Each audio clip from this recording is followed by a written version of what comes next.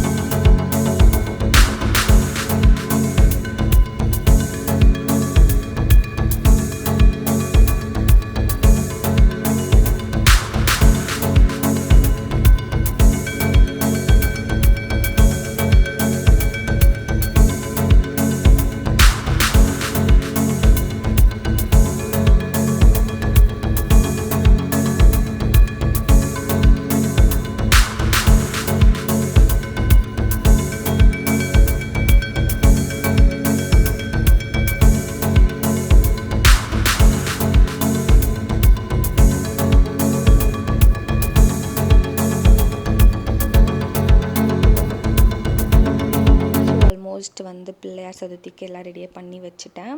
So இதில் இருக்கக்கூடிய sweets எல்லாமே க்ளேயில் தான் பண்ணது. பிளேட்டு, அதுக்கு வந்து ஸ்வீட்ஸ் வச்சுருக்கிறது ஃபுல்லாகவே நான் வந்து க்ளேயில் பெயிண்ட் பண்ணி பண்ணது. இதெல்லாம் வந்து நெக்ஸ்ட் வீடியோவில் அப்லோட் பண்ணுறேன் எப்படி பண்ணுறதுன்னு க்ளேயில். ஸோ வாழைப்பழம், தேங்காய், ஆப்பிள், ஆரஞ்சு, கிரேப்ஸ், அப்புறம் இது வந்து கலசம், தேங்காய், அப்புறம் கீழே வந்து ஒரு டம்ளரில் வந்து பால் இருக்க மாதிரி. ஸோ எல்லா மெட்டீரியலும் எனக்கு தெரிஞ்ச அளவுக்கு நான் வந்து என்னோடய பிள்ளையார் சதுர்த்திக்கு தேவையான திங்ஸ் எல்லாம் நான் வந்து வச்சுட்டேன். ஸோ உங்களுக்கு பிடிச்சிருந்தா கண்டிப்பாக இதை வந்து ட்ரை பண்ணி பாருங்கள். எப்படி இருக்குன்னு மறக்காமல் சொல்லுங்கள். எலி நல்லாயிருக்கா, பிள்ளையார் நல்லா இருக்கான்னு மறக்காமல் கமெண்ட் பண்ணுங்கள். இதில் இருக்க எந்த திங்ஸ் என்ன நல்லா இருக்குன்னு உங்களுக்கு என்ன பிடிச்சிருக்கோ கண்டிப்பாக எனக்கு மறக்காமல் கமெண்ட் பண்ணுங்கள். ஸோ இந்த வீடியோ பிடிச்சிருந்தா லைக், ஷேர், கமெண்ட், சப்ஸ்கிரைப் பண்ணுங்கள். தேங்க்ஸ் ஃபார் வாட்சிங். டாட்டா, பாய் பாய்.